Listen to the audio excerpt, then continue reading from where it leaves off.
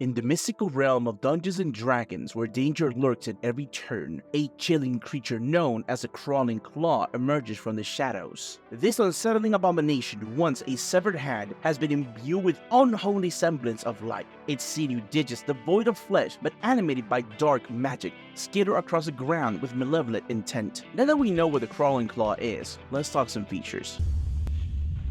The crawling claw has a speed of 20 and an uncanny ability to climb with its sharpened claws, giving it a 20 feet climbing speed as well. It is immune to poison damage and is immune to the following conditions: charm, exhaust, poison. It has a blind sight of 20 feet and is blind beyond that point, with a passive perception of 10, and it understands common but cannot speak it. It's a fucking hand. Though I am sure it could use sign language if it knew it, similar to like this. Like your pet?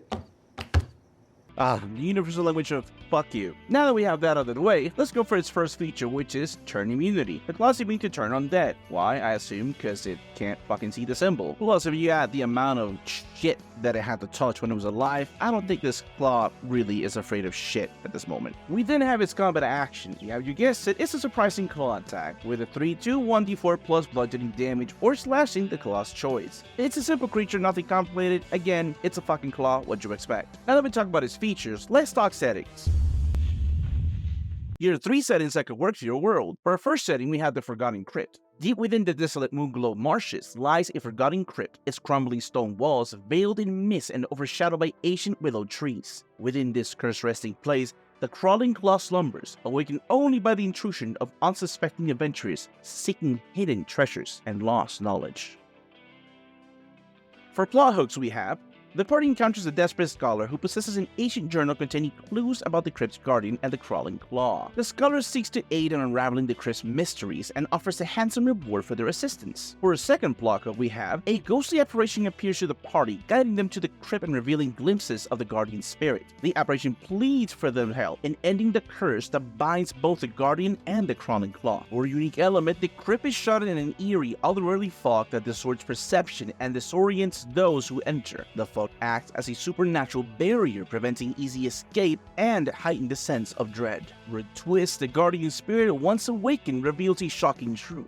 The crawling claw was once a righteous hero, person trapped within its undead form. The party must choose whether to aid the claw's redemption or destroy it for good. For a second setting, we have the Haunted Manor. Perched atop a lonely hill stands a decrepit manor, its windows broken and its walls covered in ivy. Within this haunted abode, the crawling claw skulks among the shadows, perpetually seeking revenge on the descendants of those who wronged it in life. For our first plot hook, we have a noble family sends out a desperate plea for aid, detailing the unexplained deaths that plague their lineage and the suspicion of the manor's hunting. They besiege the adventurers to investigate and put an end to the curse that has befallen their bloodline. For a second plot, we have a local historian uncovers an old diary belonging to a servant who witnessed the tragic events leading to the crawling claw's creations. The diary speaks of the family's betrayal and the subsequent curse, urging the historian to seek help of brave adventurers to confront this malevolent spirit. For a unique element, the manor is cursed, its walls haunted by restless spirits of the claw's victims. These spirits offer cryptic clues and aid to the adventurers, but they are also plagued by a deep-rooted malevolence, creating a constant tension between assistance and betrayal. For a twist, the noble family, once thought innocent, harbors a dark secret. Generations ago, they made a pact with a sinister entity to attain wealth and power. The crawling claw seeks to exact revenge not only on the family, but on the entity itself,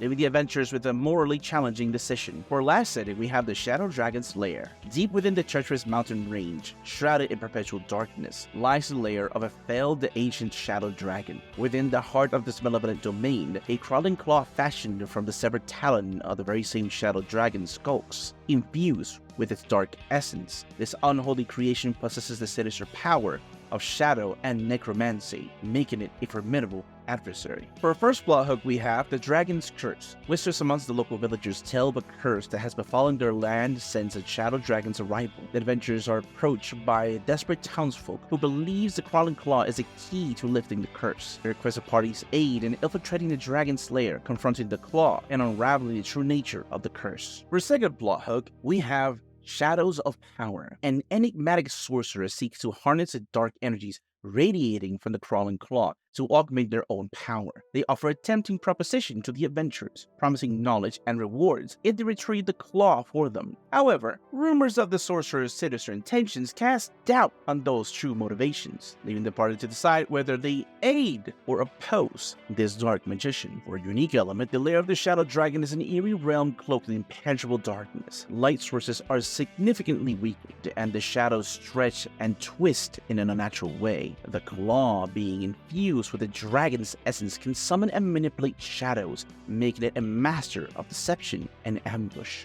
Word twists: as the adventurers progress to the dragon's lair and confront the crawling claw, they discover a surprising revelation. The claw is not merely a construct, but a fragment of the dragon's consciousness, cursed and detached by a powerful magic. Destroying the claw may have unintended consequences, potentially freeing the dragon's spirit or invoking its wrath. That's all we have for settings. Let's talk strategy. For a general combat strategy, we have the Crawling Claw focuses on its agility and adaptability, allowing it to engage in hit-and-run tactics and make informed choices regarding its attack type. Let's delve into each aspect of the strategy. Hit and run. The Crawling Claw's speed and climbing abilities make it a formidable opponent in hit-and-run scenarios. By quickly approaching its targets, making a claw attack, and then retreating to a safe distance, it takes advantage of its mobility and attempts to catch its foes off guard. This strategy allows the claw to avoid direct confrontation and minimize the risk of being overwhelmed. Its second aspect is adaptive strikes. The claw's ability to choose between bludgeoning and slashing damage for its claw attacks showcases intelligence in combat. By assessing the vulnerabilities or resistances of the target, it maximizes his damage output and optimizes his chances of dealing effective strikes. This adaptability adds an element of strategy to the claw's combat encounters and forces players to consider their defenses and weaknesses.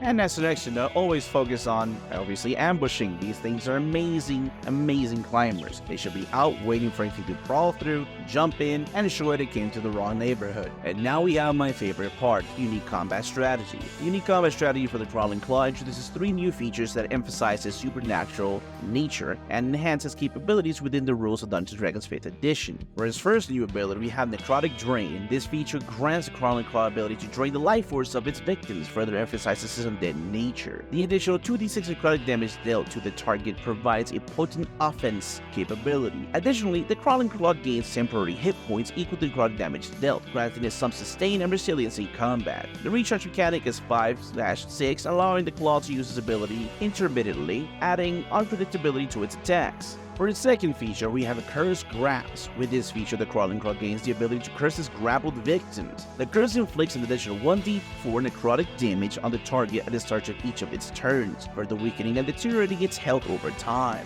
The Wisdom saving throw introduces a chance for the target to resist the curse, providing potential escape from its effects. Lastly, we have Sudden Strike. The Sudden Strike feature showcases the Crawling Claw's agility and quickness, allowing it to make 2 claw attacks in rapid succession against a single target. The advantage of the second attack increases the chance of hitting both times, while the additional 1d6 damage rewards successful consecutive strikes. This ability creates an intense burst of damage potential, posing a significant threat to a single target. The limitation of once per combat encounter ensures that it's not excessively used, maintaining a sense of balance. Together, these features enhance the Crawling Claw's combat ability and provide interesting choices for players to consider when facing this creature. The draining of life force, curses, and burst damage capabilities make the claw a formidable foe, requiring strategic thinking and resource management from the players. These additions align with the creature's theme of an undead entity and add mechanical depth to its combat encounter in Dungeons & Dragons 5th edition. Before I end the video, I'm sure some of you recognize I was trying to do a different tone to see if it sounded clear or if it was easier to maneuver around. I just want to know your opinion of it, if it was better or worse for the channel's continuous improvement. Thank you very much. However, that's all for today's video. Please like, follow, and subscribe, and tell me about your favorite encounter with a Crawling Claw in the comment section below. Have a good one.